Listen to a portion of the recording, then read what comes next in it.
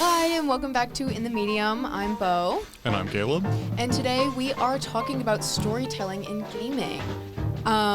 Both of us are big game people, one might say gamers.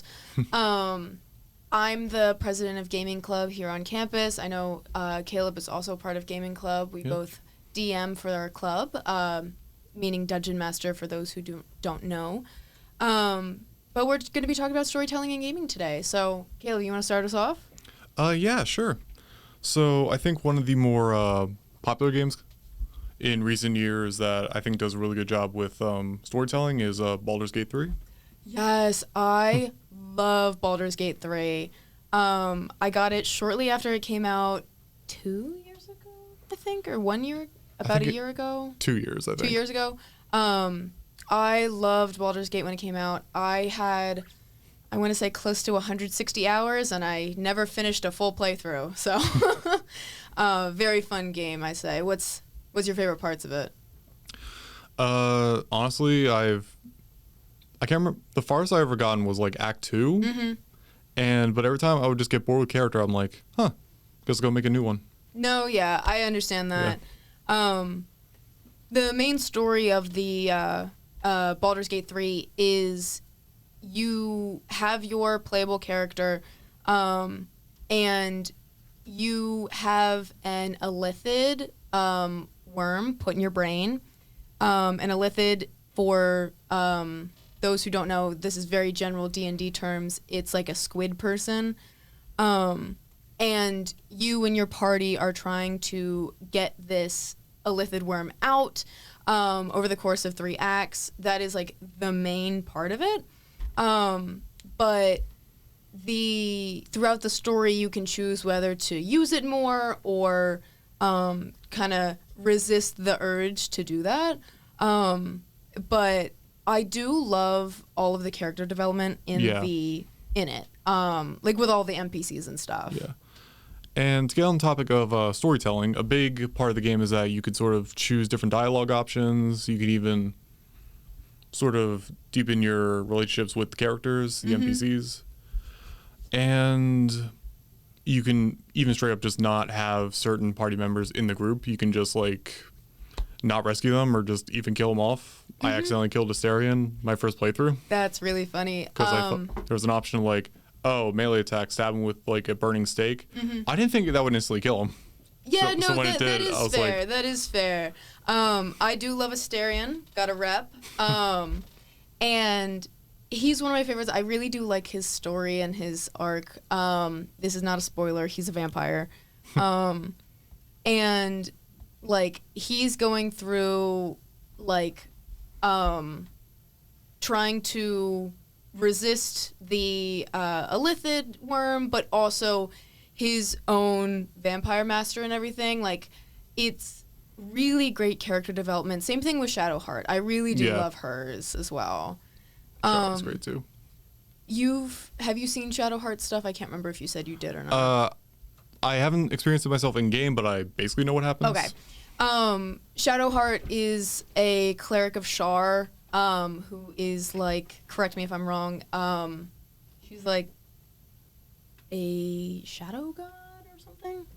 Something like that, yeah. She's something like that. She's like a generally evil-ish god, and throughout the entire story, Shadowheart is finding out that Shar is not as good as like she promised to be, kind of false promises and everything like that. And during Act 2, you go through a temple of Shar and everything, and you get to, throughout the story, like you kind of prompt Shadowheart to like lean a certain way of like if Shar is good or if Shar is bad.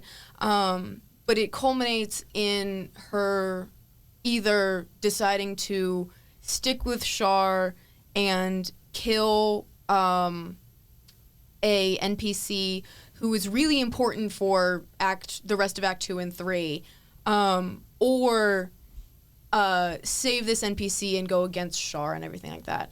And it's really cool for, like, you can go so many ways, and in Baldur's Gate, because it's a choice game, you can do something different every single time that you play. And I think it's so cool for something like that.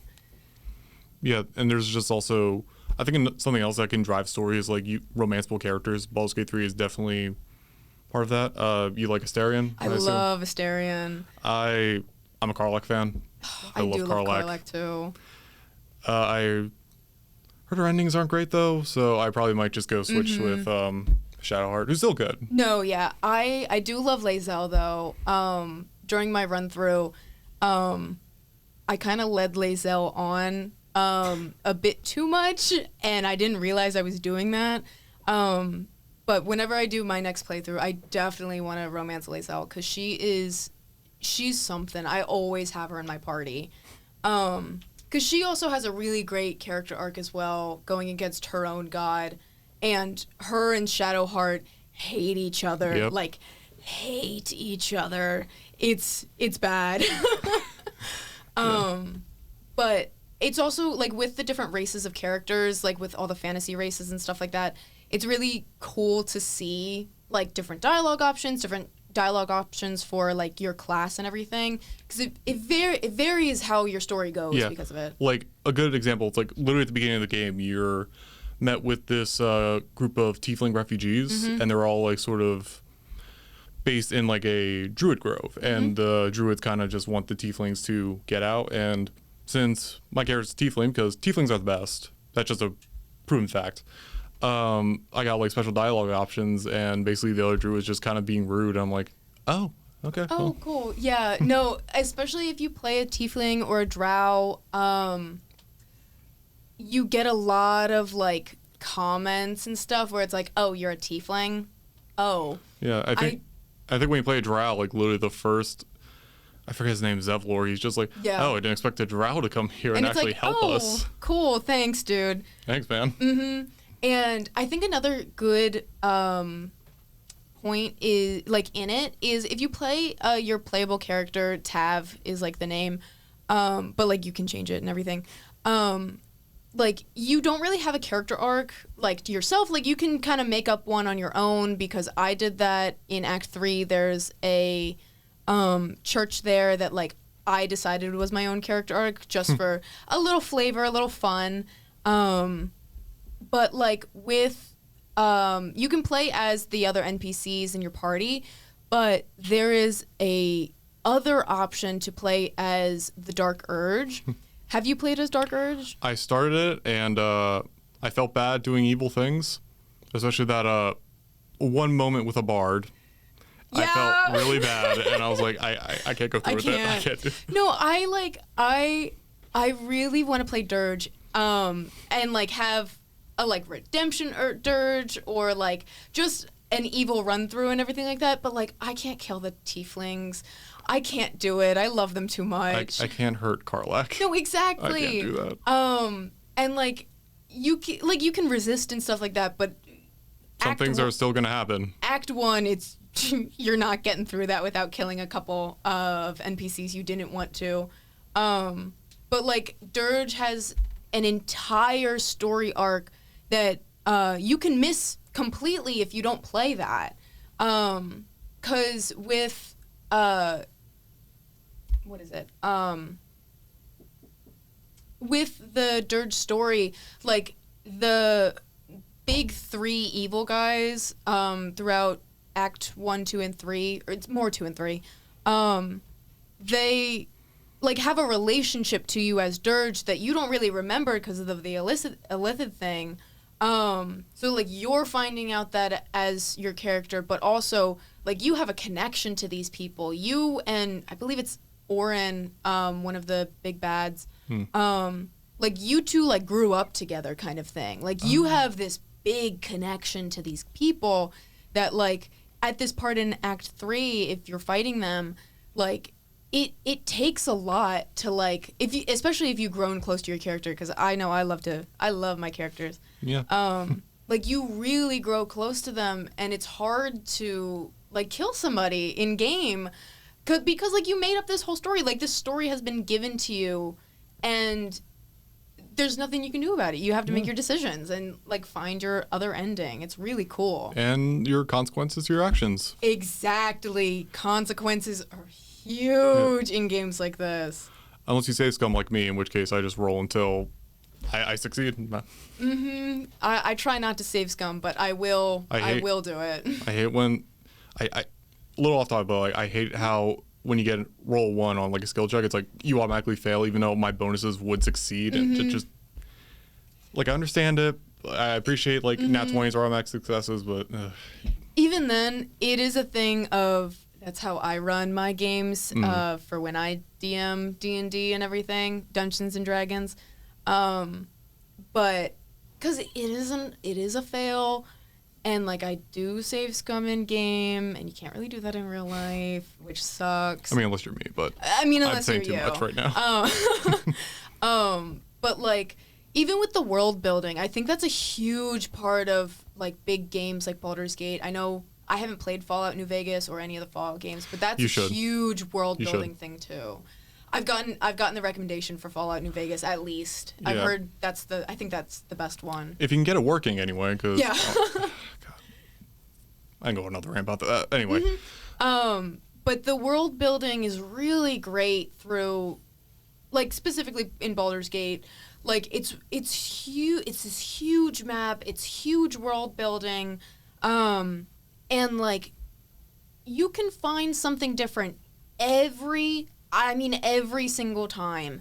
During my run through, I got to 160 hours because I tried to find everything that I could before going to Act 3, or the next act and everything. And I know I still didn't find everything because it's hard. It's a big game. Yeah. And there's 12 classes and at least 3 subclasses for each. 4 classes now. 4 classes? Like, or 4 subclasses? Yeah, 4 subclasses each with the recent update. I might have to go back and play. They got Hexblade and Swashbuckler. I'm so happy about I gotta that. play Swashbuckler. That'll be nice. And Drunken Master for Monk, and I think Barbarian got Path of the Giant, which great. I'm still mad they thought Wild Magic Barbarian would be a good idea for the basic. Yeah, but like even then, you like obviously every class, every subclass does something differently, but like that really plays into the storytelling of it because you can't succeed if you're not going through it. You know? But even classes have their own specific dialogue options too. Exactly. Because I remember right at the beginning of the game, like you see Shadowheart's pod. Usually you have to mess with like a console or something on the side of it and just open it. Right. But with Barbarian, you can just open that with a strength check. I didn't even know that. Yeah, because like when you go through, when I played as a cleric who had Revivify, where I didn't need to worry about Revivify scrolls or talking to what's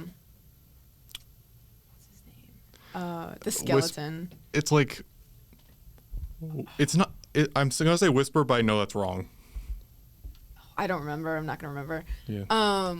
But without having to like go through that process, because like I have Revivify, I don't need to waste my materials and stuff sometimes like you just want to revive them there without like going back to camp. Exactly. And like I think even with the camps, like if you're indoors and you take a long rest, you're in a different camp than if you take a long rest outside, which is really so cool. It's such a good like little thing. Beginning of the game, like when you're so like you're in a camp is like out in the forest. Well, like once you go down to like the Underdark, it's like now it's like an Underdark themed camp. Exactly. Like, it's so cool. Yeah. Like all the details put into that to like tell all of this. My favorite part of Act 1, I think it's still Act 1. When you're in the Underdark and everything before you go into Act 2, is it's an entire story encapsulated in one building and like the little surrounding area with the big automatons, and it goes through like each level. If you like really look for the details, if you really look for like the letters that are there, the books that are there, and then when you finally get to the automaton, it's telling a story of this inventor, artificer of some kind, building the automaton for his wife who died, and with the automaton at the top of the tower, you talk to it, and if you say the wrong dialogue options, it'll start attacking, But if you say the poem that you found it throughout the building itself, it'll be passive to you and like give you a ring. Like it made me cry the first time I played it. It was so gorgeous. It was beautiful. I need to get better at like actually reading the documents I'm given in the game, because I just like scroll through. I'm like, all right, yeah, cool, cool, thanks. I do that with Skyrim, because you get like a lot of books in Skyrim. Like if they give me a skill, great, done. Yeah, like I think when I was playing it a lot, I was thinking about the making of the game and how much effort for like the books and stuff, because like they're only a couple pages. It doesn't take up that much text to like write down, but it's still a thing of like there was so much detail put into this that like gives a story. If you read every book which would take a long time, but if you actually read every book in the game, I can guarantee it adds so much to the experience because you know so much more. You know the little details about each god or something like that because of like all these little things that are hidden around. It's just really cool to see stuff like that. I think we can start moving away from Baldur's Gate. I do have an example of a game story I still like, but sometimes the story and the gameplay might clash. But that's for a few reasons. Cyberpunk 2077. One of my favorite games of all time. Easily top 10. Like, horrible launch. They made it into something really good. And you should definitely play it. You should play it. Tell me a little bit. I've never played Cyberpunk, so tell me a little bit about it first. So it takes place in this city called Night City, where it's like the cyberpunk people have like these tech implants, like arm blades, like you can like look at someone and like you can hack them, like know who they are basically. And so the main player plays this character named V, who you can customize, you can create, and basically you're I think called an edge runner, where they just go on different jobs like heists. Sometimes it's just assassinations, just odd jobs. And in the beginning of the game, like sort of the intro, it's a fairly long intro, but like you do this one specific heist, it goes wrong, and basically you now have another person's spirit basically in you, and it's going to take over. And the spirit is Keanu Reeves. Okay. Yeah, that's the whole Keanu Reeves thing in the game comes from. And so you're basically told like, oh yeah, no, this engram is going to kill you. And I forget specifically what they say, but it's, oh, you have like a week or two left to live at most or something like that. I could be wrong on that, but a time frame at least. Yeah, and then basically there's no time limit though in game. Like you can just mess around as long as you like until you actually do the story, which I do appreciate, but there is a small part of me that's like, it kind of takes me out a little bit. I think with something like that, like obviously I haven't played, but like honestly, I think the best way to go about that is either like hard going in on this timeline of like you are actually being timed for your gameplay kind of thing, or you can go like the looser route of being like, you have a time limit, but it's like, oh, you might have like a month to live, or like you might have only 3 days or something like that. So that way it's like a little bit more broad. It's really unknown, but like you can still get through. I think they frame it that way. It's been a while since I played it, but I just remembered like like a few weeks left or something like that. But even then, it's still like if you're in game and like you're playing, but like time is passing very clearly. That is like a thing that happens in games. Yeah. Especially like a choice one. Yeah. Oh, especially in Cyberpunk too. Like you can literally just sleep throughout like the whole day if you wanted to. For some missions and like quest lines, you have to like wait a few days for them to continue. Okay. That's cool. I do like that. Yeah. That like I think that's really cool with like time moving like that and everything, especially with like you have to actually wait. Yeah. Because video games are very much like, a lot of them at least are very much, I want to get things done. Like I want them now. And like one of the coolest touches they do is that like usually you have to go in a menu to wait, but sometimes when you get to like a quest point that you're supposed to be in at a certain time, so like let's say you gotta be somewhere at night, but like it's morning when you get there, it literally just give you an option to say, oh yeah, just wait till he's here. and you don't have to go to an extra menu. It's just that is nice. That is nice. There's one, not to go back to Baldur's Gate, but there's one quest in there. I forget the guy's name, but it's in the Underdark, and it's like the guy is stuck behind the wall, and like he has like there's gas, like poison gas and everything like that, and there's a fight that you have to go through for it, and I was struggling really hard with this fight. I'm not good at fighting games. Even if it's turn-based, I'm still not good sometimes. But I was like trying to do it, and I was like, you know what? Screw this. I'm not going to do it. And like left. And then like that, when I took a long rest that night, it was like, I had a dream of like, go back. You have to go back or he'll die. And I was like, nah, he'll be fine. And then when I came back, all of them were dead, surprise. Oh. And I had no idea that was going to happen. Like I came back being like, okay, I think I'm ready to fight this now. And it was just, oh no, they're all dead. You lost your chance because they were in poison gas. You let time pass, which is something that I didn't really see in Baldur's Gate that often. So like it threw me off so much because I hadn't seen it till that point. It's cool. Yeah, I didn't know that happened. I genuinely, I'm not sure how. I'm not sure you know off the top of the head like what causes it to trigger. I don't know. I think maybe the number of like long rests you do. I think it's 2 long rests. Okay. I think that's what it is because I think I came back after 2, and it was a thing of like everybody was gone. Like there was a bunch of dead bodies there because like I let them die in game. This is in game. But like it was just something like that where it's like I had no idea that was going to change, and yet it did. But going off of that, I think something to do with Dungeons and Dragons, because we're both DMs. We both tell great games. But that is a TTRPG, which is a tabletop roleplay game. There are a ton of different systems.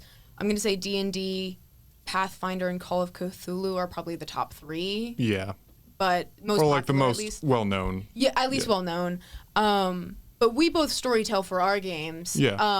Tell me about your DM process a little bit, or like your story building or storytelling. So this is something I did recently, and actually was influenced by a friend's friend who did this, and they just made like an outline of what they want to do. They didn't go in depth. They didn't like go completely in detail like what exactly happens. Just basic outline, what's going to happen in the specific parts of the story. No, yeah. I've been doing better about that. I used to like, I love to world build. That is something that like I really do love to do because it's one of the things where it might not be in the foreground of the story, but it adds so much detail to the background of it. Because with my players and everything, some of the things that they're doing right now is like trying to commune with gods and everything to like help them, aid them in their journeys and stuff like that. And I've given them gods and stuff like that, but it's still a thing of like sometimes they'll ask of like, oh, is there a god of this? Because I think that would be really important right now. And it's like, oh, I didn't think of that. I didn't have that, but now I will make that for you. Yeah. And yeah, players really do help with like the world building too. Yes. Because one of my players is a Kalishtar. I did not have Kalistars in my world at all. And if you don't know what Kalistars are, they're kind of like human-like, but they have sort of this spiritual alien ancestor that like watches over them. Oh, I didn't know that. But that's cool. Yeah. And basically I just made the whole lore of them, like what happened to them. So now like the player is like one of the few remaining Kalishtar left. Oh, I like that. Yeah. One of my, when I got into D&D 4 years ago now, back when I, like my first semester, and it was like one of the first sessions I ever was in, and one of the other players asked the DM of like, oh, do you have like does your world have rotating crops? Like I want to plant something because we're going to stay here for a while. And he had to think about it of like, yeah, no, I do. Like it makes sense for the time and place. He didn't think about that prior.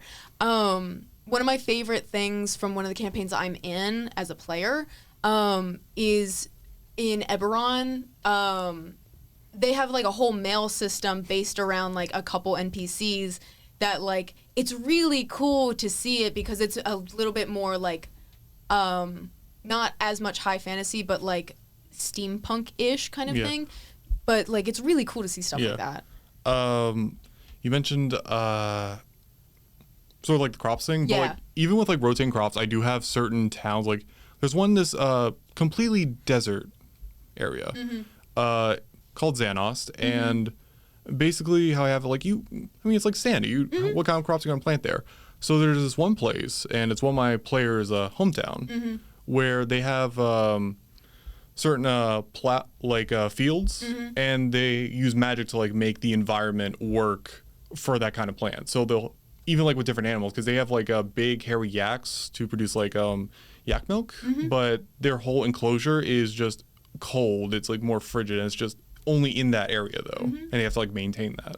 No, yeah, and like stuff like that, like the really intricate details, like very, very small things that like you'd never think to even think of. It's just overlooked. Like really add to like how you tell stories and stuff like that. My favorite one shot that I ever did was a train robbery taking place in the Wild West in my world, and it was so much fun. Because that one shot alone sprung a whole campaign from it. Like it was supposed to be a one shot for just my friends. Like we were just having fun one night, and it was about like doing a train robbery, but instead of like you're stealing something from the train, you're trying to kidnap this guy and deliver him at the last stop. And with that, there was a bunch of things that happened on the train and a lot of deception stuff. And right at the end, he was given to the contact that they were given. And from that, gave a entire campaign's worth of story trying to figure out what this guy was doing. Why were we given this quest and everything like that. Just from a small little like one shot and details from it. Like even... I like to use character art and stuff, like off Pinterest and everything, because I feel like it adds so much. It gives a lot of imagery without having to describe anything specifically. But like even with character art and everything, that alone does wonders for like how you can tell what you want to tell. Because like in the character art of this priest, he had rock formations off of him. And that led into why does he look like that? Like, what's going on here? And that sprung a whole other thing of, like, there's this material that, like, deteriorates you depending on how fast it, like, affects your body and everything. But it was to a point of, like, one of my players threw it at an NPC, and the other NPCs who this guy was friends with were like, oh, we know how bad this can be. We have an agreement to kill you if you get infected by it because of how dangerous it can be. And that just came from a character art that I had found on Pinterest kind of thing. Yeah, I love doing that and just have every one of my character portraits just being completely different art styles. No, I know. It's really funny. It is. I've drawn a couple for myself. If I could draw, I swear to God. Practice. You just got to practice. I will never go down the AI art route. Never do that. No. But no AI art. We are anti-AI. Yeah. Anti-generative AI here. But like with fall semester last year, I did it was 14, I did a couple more sessions than this because I needed an extra, but it was supposed to be like 14 weeks, 14 locations, tell a whole story. And the big bad at the end, I drew my own art for, and it was something of like, I made it with intention. I made this entire 14 weeks, 14 locations with purpose. It was supposed to be it was about the embodiments of the 7 deadly sins and heavenly virtues and everything. And it was so much fun to run. I really love doing that because there's so much with each location. Each location has its own story with it. Yeah.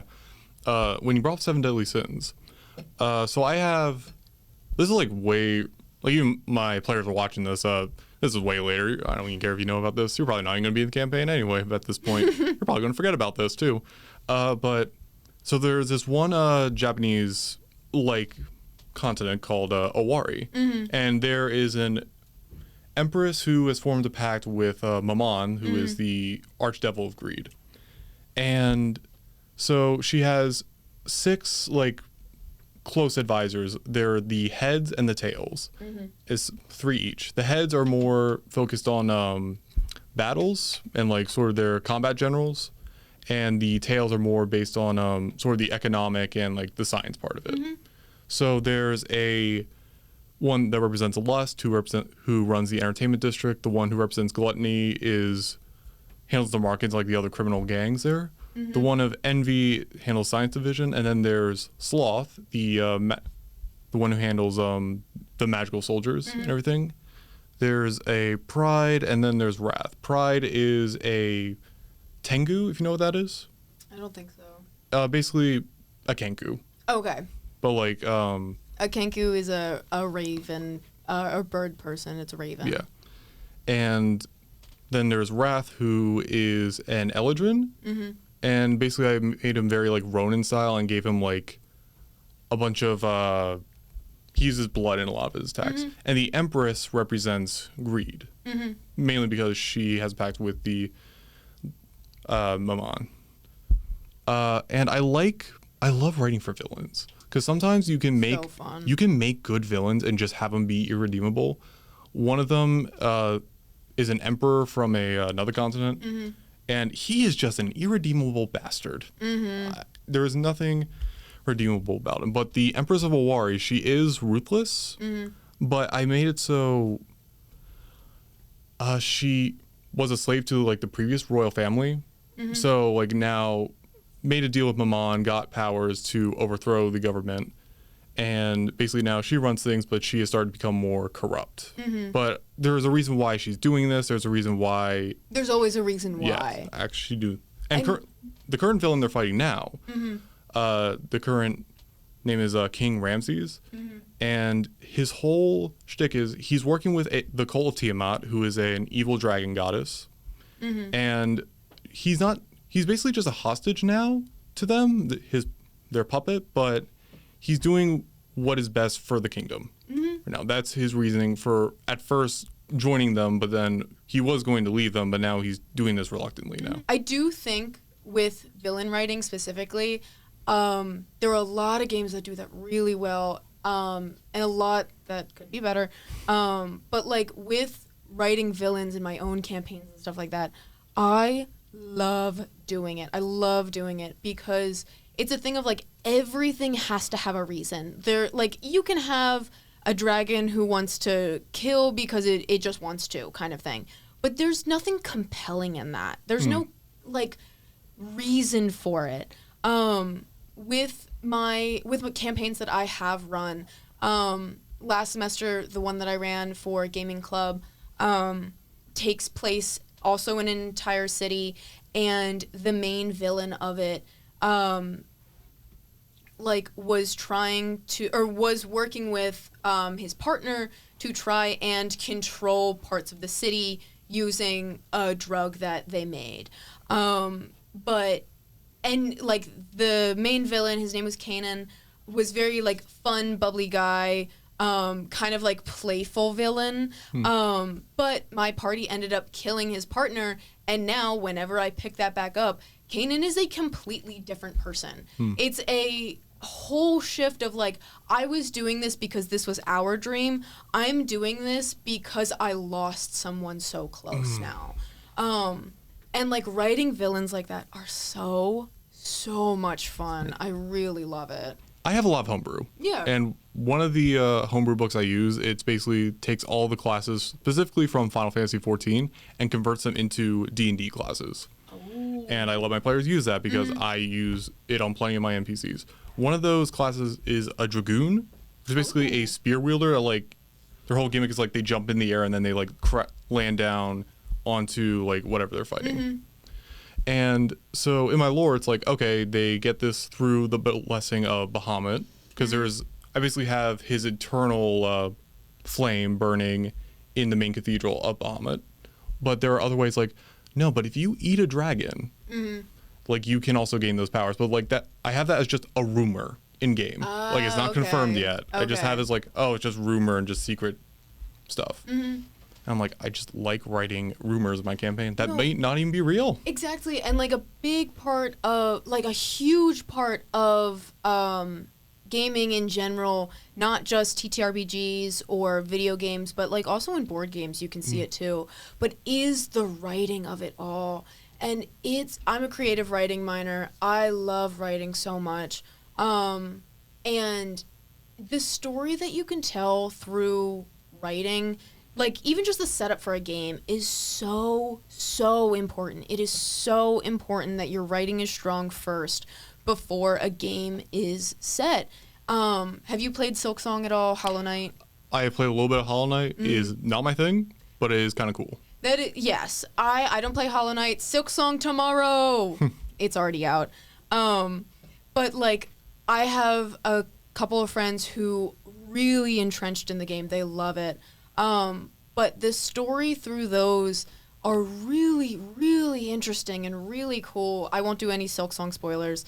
But like with Hollow Knight, from what I can remember at least, like you're playing as the Hollow Knight, essentially you're supposed to be essentially similar to an automaton of you're built for a purpose, you're supposed to do this, but through the story, you essentially like Detroit Becomes Human is a great example of this, is becoming like emotion and have feelings towards things and like progressing story that way through your own character development into everything else like that. I know Silksong does a great job of doing that. Again, I won't say anything about it. But like games like that really have so much attention to detail that you have to have the strong writing beforehand before you get into anything else with the game.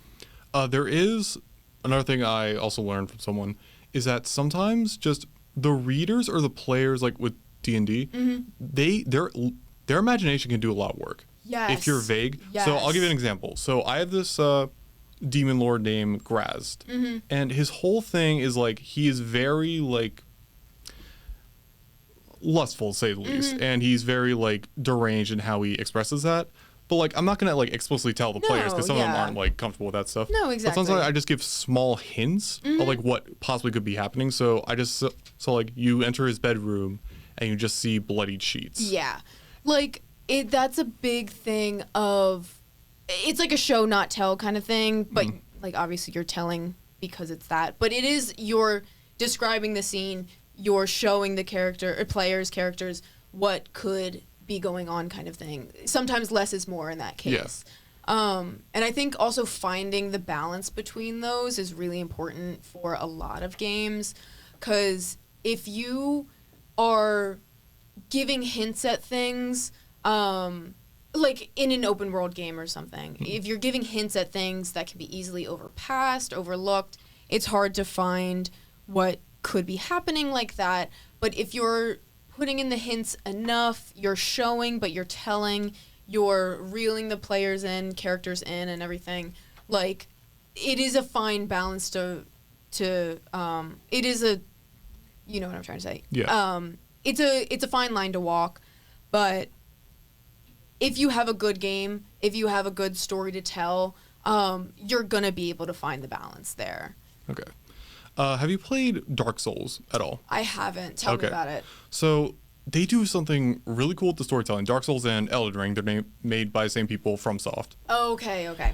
And the way they do it, because the story isn't explicitly told to you. It is more so through just certain bits of dialogue, also item descriptions. They put in so much lore in the item descriptions, and like you can there are whole lore videos out there. Shout out to Vadi Vidya, like one of the best Souls lore creators. And the stories that you can put together through that, because it's not all of it's concrete. You can sort of leave stuff to your own imaginations, which I love. And it really just crafts a really good world and just a really good story. And it doesn't need to just sit you down and just tell it to you straight to your face. Like, I forget what game where I just was so done with the narrative, but it just felt like every time it was just an exposition dump. And I was like, oh my God, I don't care, respectfully. Like, it's neat, but just give me a break. Give me something. Let me breathe.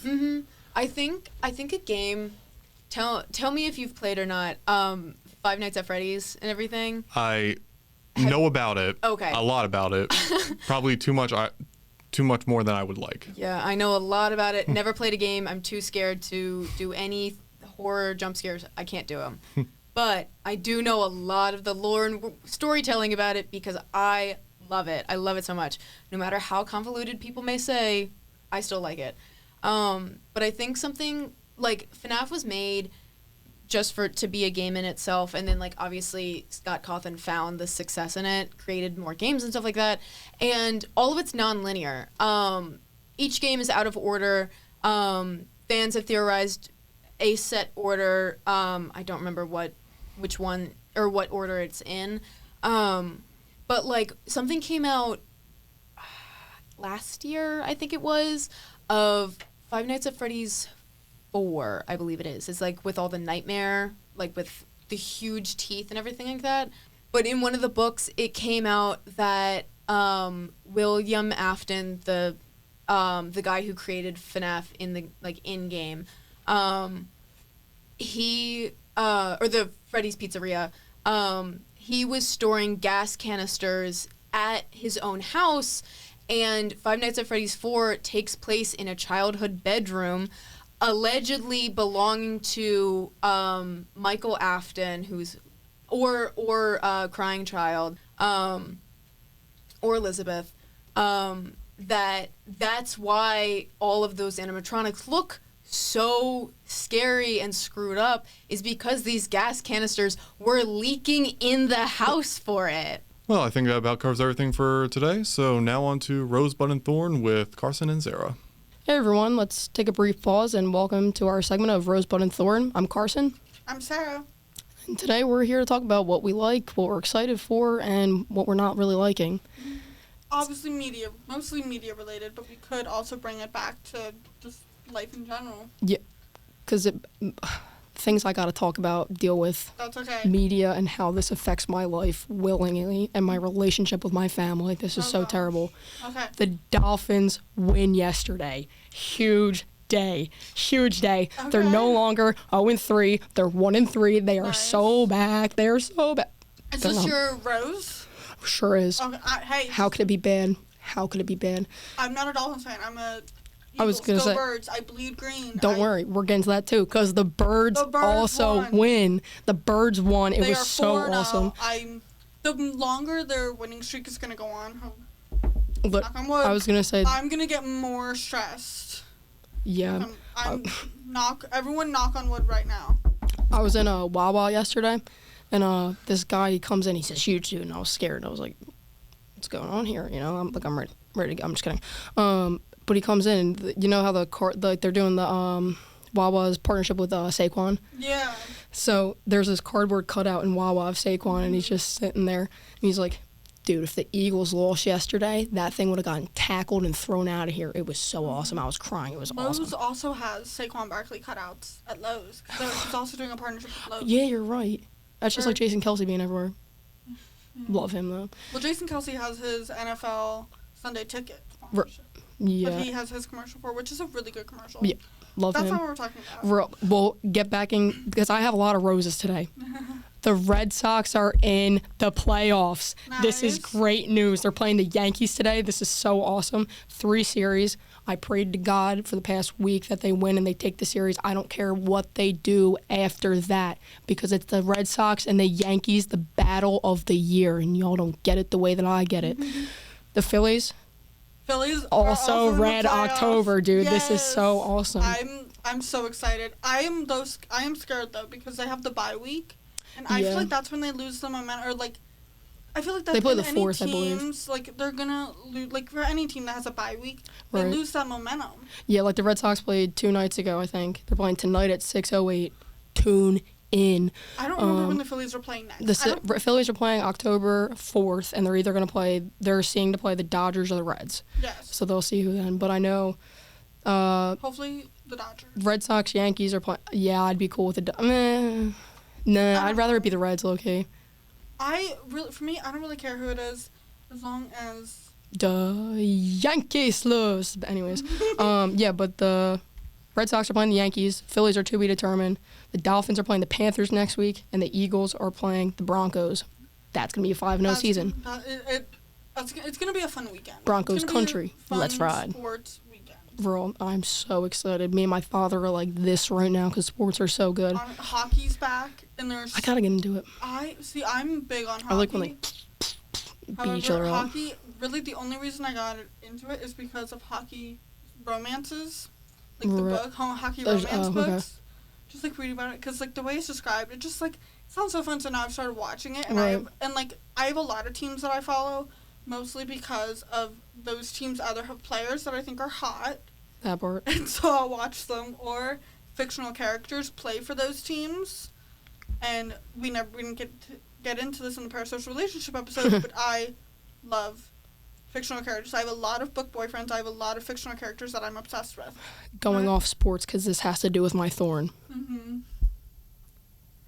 Remember when I said the Dolphins were back 30 seconds ago? Call me a liar. Tyreek Hill, one of the arguably one of the best wide receivers currently in the league. He's the fastest one, nicknamed Cheetah. Fastest player in the NFL, I would reckon. He's out for the season. Dislocated his knee, torn all these ligaments. We're screwed. Our quarterback, Tua, count your days. I hope and pray every single night that he gets a career-ending headache. Our coach, Mike McDaniel, he's terrible. Get him out, too. That's unfortunate. Yeah, but, again, these are rebranding years. That's what I say every single year. It's a rebranding year. Not hopefully. If you have Tyreek Hill on your fantasy team, you are screwed. You're absolutely screwed, because I know at least 3 of my friends, they were like, oh, yes, I got Tyreek Hill, like, first-round pick. He's played 4 games, and now he's done. He's not coming back till next season, and I doubt he's even going to be on the Dolphins next season. No, he'll probably either request a trade or get traded. Yeah. Also it'll be like a low-round draft pick if he gets traded, because they don't have any stats to go off of from this season, because it's only 4 games, unfortunately. I don't even think he scored a touchdown this season. Mm-hmm. I don't think that, but that's neither here or there. But that's my thorn. What's your bud for this week? Let me tell you, I'm so excited. On Saturday, I'm going to Beer Fest. I'm going to have a great time. That's not what I was originally going to say. But I'm going to have such a good time. I'm so excited. I'm going for free because my dad paid. Thanks, Dad. Nice. At a part-time salary, I cannot afford a $60 ticket. But I'm so excited. Yeah. But like you get your drinks and everything for free, so like it's one of those like all inclusive. Exactly. So it was kind of worth. I'm 22 years old, by the way. Let me just preface that. I'm legally allowed to drink, but I'm very excited for that. Making sure I pregame with a fat meal, because I know I'm gonna be sitting there in the sun. It's in Kennett Square too, so it's gonna smell like mushrooms out there. But I'm so excited, and then I'm gonna feast after, and it's gonna be so great. That sounds like a lot of fun. Yeah. I'm going to ask you about that. I'm going to gain like 10 pounds. That's okay. And I'm okay with that, honestly. I'll just walk it off a little bit. Yeah, exactly. What's your bud for this week? So my bud is actually, exciting week for the Swifties. Anyone who is not a fan of Swifties, appreciate your peace for the rest of this week, because Friday, her new album, Life of a Showgirl, comes out. And I cannot wait, as well as the movie premiere release, which I am going to. It's basically one of the music videos, then, Taylor talking about how she made the album, lyric videos for the album. It's going to be fun. I'm going to the theaters. I'm going by myself. I'm getting popcorn delivered to my seat. That's Can't so wait. real. I wasn't going to buy a ticket, and my mom was like, you have to go. I was like, you know what? You're right. They got a movie theater over here. It's probably 10 minutes away from here. It's in Westchester area-ish, called Painter's Crossing. Oh. It's like a sit-in movie. Obviously it's a sit-in movie. Wow. But they actually serve the meal they give you a meal, and it's actually fire food. My mom and I saw the Minions movie there, and we got a full meal. I got a burger and everything. It was awesome. It's comfy. I'm going to AMC down the road, down by Baltimore Pike. Oh, yeah. We're down there, and, you could, reserve. I could, reserve food, so I reserved, a medium popcorn. Hey, Baltimore Pike. Get delivered to me, because I'm fine, and it was, a total, all in all, with the food, and my ticket was, $27. That's not bad at all. Not bad. And I was, because the tickets were only, 12 something. Right. And I think it was because Taylor made it, because it's her 12th album. It's 12 47. cool. I'm sure I can't remember off the top of my head, but like there's some correlation because I know whenever 1989 her version got released and the Era Storm movie got like put out, the price was $19.89. So like she made the price an Easter egg in of itself. Oh, that's pretty cool. Also, another big thing that I'm excited for, October 3rd again, Lauren Graham, who plays Lorelai Gilmore on Gilmore Girls, is getting her star on the Hollywood Walk of Fame this Friday. Mazel tov. Love that for her. Yes. Yeah, but that's And then my rose for this week, I've been getting back into books, but specifically like spooky season books. I just finished 2 fall-coded books for a book club, and then I'm currently almost done my current read, which is a cozy fantasy about a witch who has to go like through these like lessons in order to keep her powers. Thorn, I'm trying to think. There really isn't any media that I have had a negative experience with. That's okay. Which is good. I will say, however, Apple Music, when I get you, their new like mixing. I have Apple Music, so I feel seen here. This like some of the mixes are heartbreaking that they've done, but other times I'm like, why are you putting me into the middle of a song? Yeah. Or like going right in, like no like music stuff. But some of the Taylor Swift mixes they made, from like her Reputation album to the Torture Poets Department album, which is like her love album and her like breakup album, Right. for Joe Alwyn, genuinely rip my heart out, don't you? Because they are heartbreaking. Right. To go from London Boy to So Long London, I'll cry. You know what Whatever I'm that talking means. But the Swifties who are watching, they know what I'm talking about. But that's like my thorn, just because like sometimes I'm like, oh yeah, like this is really cool and really nice. Other times I'm like, I'm not in a nightclub. Right. I would say my thorn next week will probably be nonstop hearing about Taylor Swift's new album, unfortunately. Yeah, that's okay. My rose will be Taylor Swift. Period. I was gonna say, that's okay. just like my TikTok algorithm, I know it's gonna be. Anywho, yeah, that's all I have my for this week. rosebud. Thank you guys so much for listening. I'm very glad you could tune in this week. Please follow us on ComWCU, that is COMWCU. And since we talked about gaming today, please follow the WCU Gaming Club Instagram. It's just WCU Gaming Club. We have meetings on Wednesdays, 7:30 in Sykes. Right now we are in 255. If you can join, please join. You get to talk to me. You get to talk to all of our other fellow game lovers. But thank you so much for listening this week, and have a good rest of your week.